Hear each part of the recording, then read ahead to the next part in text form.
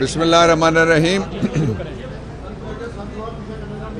آج supreme court of Pakistan نے جو صحافیوں کے خلاف نوٹسز واپس لیے ہیں وہ ایک خوش آئند قدم ہے، اور اس سے ظاہر ہوتا ہے کہ ہماری جو عدالتیں ہیں وہ اظہار رائے کی آزادی اور فریڈم آف ایکسپریشن دونوں اس سے سینسٹائزڈ ہیں۔ میں اس موقع پہ یہ کہنا چاہتا ہوں کہ 3 دن پہلے جو پی ٹی اے ہے اس نے پاکستان تحریک انصاف کی جو ویب سائٹس ہیں ان کو بلاک کر دیا ہے، ان کا بھی نوٹس لیا جائے۔ اور میں پی ٹی اے سے کہنا چاہتا ہوں کہ ویب سائٹس بلاک ہونے سے آپ نے دیکھ لیا ہے، کل جب قیدی نمبر 804 نے جیل سے پیغام بھیجا، پورا پاکستان گاؤں دیہات شہر بلا استثناء باہر نکلا ہے، اس لیے اس سے کوئی فرق نہیں پڑنا۔ لیکن جو اقدامات باقی ایف آئی اے یا پی ٹی اے یا پیمرا یا کوئی اور ادارہ ہے اس کو ایسے کرنے چاہیے کہ لوگوں کی آزادی اظہار متاثر نہ ہو، اور جو صحافی ہیں وہ آزادی اظہار کا ایک بڑا ذریعہ ہے۔ اس لیے مجھے خوشی ہوئی ہے اس فیصلے پہ ذاتی طور پہ۔ میں 3 باتیں آپ کے سامنے رکھنا چاہتا ہوں۔ پہلا یہ ہے کہ عمران خان کے خلاف جو اس وقت جیل کے اندر ٹرائل ہو رہا ہے وہ انٹرنیشنل ہیومن رائٹس ڈیکلریشن کی وائلیشن ہے، وہ European union human rights declaration کی وائلیشن ہے، اقوام متحدہ کے وہ جو ہم نے سائن کیے ہوئے ہیں ڈیکلریشنز ان کی وائلیشن ہے، اور سب سے بڑھ کے پاکستان کے آئین کے آرٹیکل 10A کی بھی وائلیشن ہے۔ میں مطالبہ کرتا ہوں کہ جو ریکارڈنگ ہوتی ہے، اب سپریم کورٹ آف پاکستان میں سے بھٹو کیس اور ملٹری ٹرائل کورٹس کیس اور دوسرے کیسز جو ہیں وہ براہ راست جا رہے ہیں، جو بڑا اچھا قدم ہے۔ میں مطالبہ کرتا ہوں عمران خان کا کیس اس کی پچھلی ریکارڈنگ بھی پبلک کی جائے تاکہ لوگوں کو پتہ چل سکے کہ کیا ہو رہا ہے۔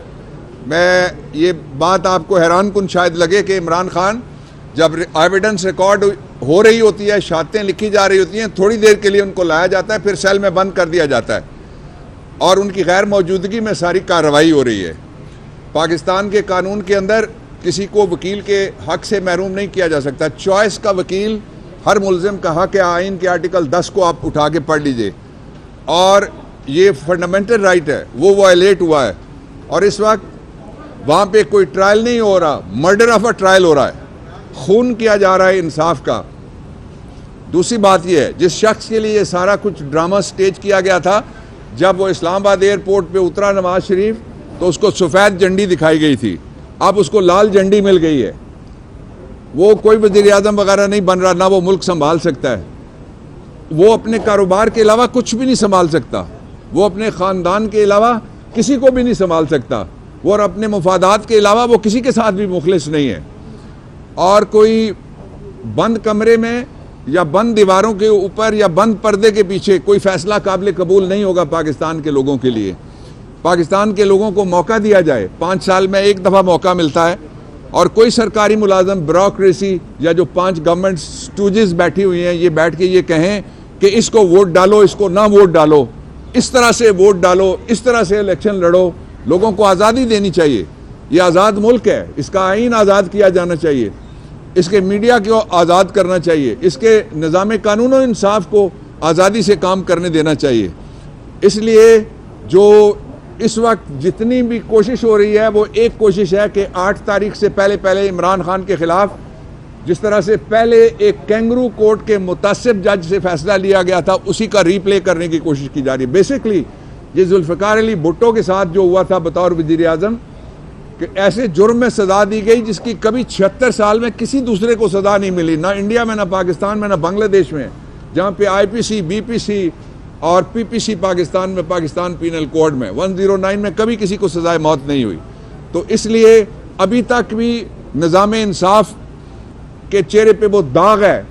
یہ بڑا داغ اور نیا داغ لگنے والا ہے، اور اس وقت اتنا شعور پبلک کا نہیں تھا اس حوالے سے کہ ٹرائل کیا ہوتا ہے۔ اب آپ لوگ جو ہیں آپ نے سب دکھا دیا کہ ٹرائل کیا ہوتا ہے، اس لیے یہ جو کینگرو ٹرائل ہے اس کو بند کیا جائے اور براہ راست دکھایا جائے عمران خان کا ٹرائل، اس لیے کہ جو شہادتیں وہاں لکھی جا رہی ہیں وہ ساری رپورٹ ہو رہی ہیں، سارا سوشل میڈیا بھرا ہوا ہے کہ فلاں گواہ نے یہ کہہ دیا، اور اس میں کون سا ایٹم بم کا فارمولہ ہے جو بیان ہو جائے گا تو لوگ گھروں میں آلو گوشت پکانے کی بجائے اور چنے پکانے کی بجائے ایٹم بم گھر میں بنانا شروع کر دیں گے. ایک مذاق ہو رہا ہے, ایک بہت سیریس مذاق ہو رہا ہے, سنجیدہ مذاق ہو رہا ہے, ظالمانہ مذاق ہو رہا ہے, بے رحمانہ مذاق ہو رہا ہے جو ٹرائل ہے عمران خان کا. پاکستان تحریک انصاف ثابت ہو گیا ایک دفعہ پھر کہ سب سے بڑی پارٹی ہے. قیدی نمبر 804, آپ یاد رکھیے گا سارے کہ جب بھی عمران اور کپتان اور قیدی نمبر 804 کی آواز باہر نکلے گی میدان کھلاڑیوں سے بھر جائے گا. اور 8 تاریخ کو انشاءاللہ العزیز جو جیتے گا وہ صرف عمران خان کی پارٹی ہے, اس لیے کہ ہمارے جتنے تو امیدوار ہی کسی نے نہیں کھڑے کیے ہوئے. ایک ظلم اور ہو رہا ہے جس کی طرف میں آپ کی توجہ چاہتا ہوں, وہ یہ ہے کہ تقریباً کئی 100% اضافہ کرنے کے بعد گیس کی قیمتوں میں 41% اضافہ کرنے کی سمری پھر بھیجی ہے. آپ کو کیا اختیار ہے, میں آپ سے پوچھتا ہوں, یہ جو بیٹھے ہوئے ہیں عارضی حکمران, کہ آپ لوگوں کے گلے کاٹیں اور لوگوں کے چولہوں کے اوپر لات ماریں آپ, اور لوگوں کو خودکشیوں پہ مجبور کریں, ماں اور والدین کو مجبور کریں کہ وہ بچوں کو مار کے خودکشیاں کریں. گیس کا بل کس طرح سے کوئی 41% قبول کر سکتا ہے؟ اس لیے اس کو روکنا چاہیے, اور روکنے کا ایک ہی طریقہ ہے, وہ ہے آزادانہ انتخابات کے ذریعے سے نئی قیادت سامنے آئے. یہ جو سڑا گلا بوسیدہ نظام ہے جس کے نیچے دھاندلی ہوتی ہے ہمیشہ, یہ نظام چلانے کی کوشش کی گئی تو پاکستان اس کو اب برداشت نہیں کر سکتا. ڈاکٹر صاحب, ایک تاثر دیا جا رہا ہے کہ 5 تاریخ تک سائفر کیس کا فیصلہ آنے کا امکان ہے, تو اگر فیصلہ آ جاتا ہے, اس میں سزا ہو جاتی ہے, تو تحریک انصاف کا لائحہ عمل کیا ہوگا؟ مجھے یہ بتائیں, یہ تاثر کون دے رہا ہے, نجومی یا کوئی جج دے رہا ہے, یا کوئی وکیل دے رہا ہے, یا کوئی سرکاری وکیل دے رہا ہے, یہ کوئی اسٹیٹ کاؤنسل دے رہا ہے یا کوئی اور دے رہا ہے؟ یہ جو تاثر ہے یہی تو ظلم کی سب سے بڑی